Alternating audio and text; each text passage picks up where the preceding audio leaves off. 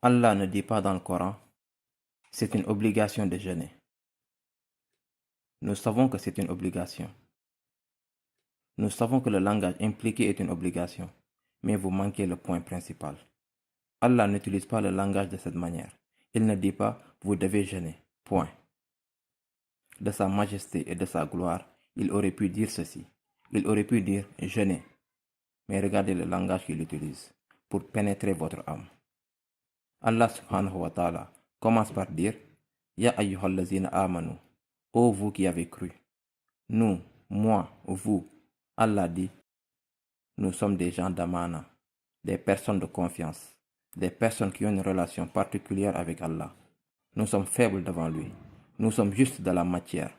Mais Allah a élevé cette matière, cette chair, en une personne qui a un statut à tel point qu'Allah l'appelle une personne de foi, une personne d'amana, une personne en qui le Seigneur de tout ce qui existe a placé la confiance.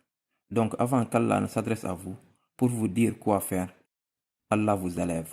Il nous dit Ya ayyuhallazina amanu, ô vous qui avez cru. Allah continue Kutiba alaykumus siyam. Le jeûne a été prescrit sur vous.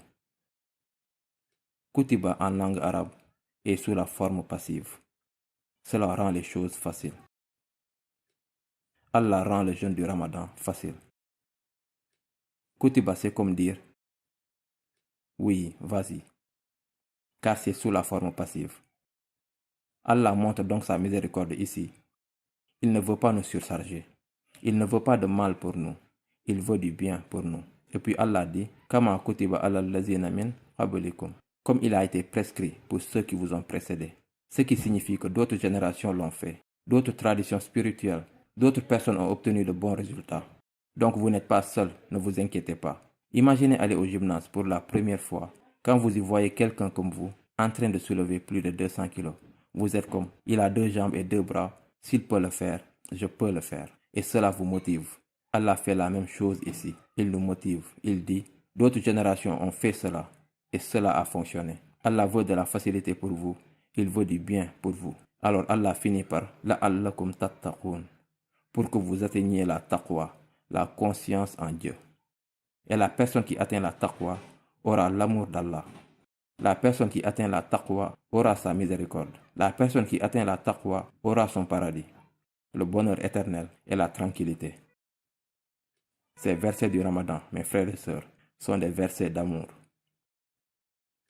Le Coran est une lettre d'amour géante entre le Seigneur de tout ce qui existe et son croyant. Le vrai amour ou les vrais amoureux sont ceux qui rappellent aux gens qu'ils aiment, ou la personne qu'ils aiment, que si vous vous écartez du chemin de la miséricorde et de l'amour, vous pourriez vous retrouver dans un endroit dangereux. Alors revenez.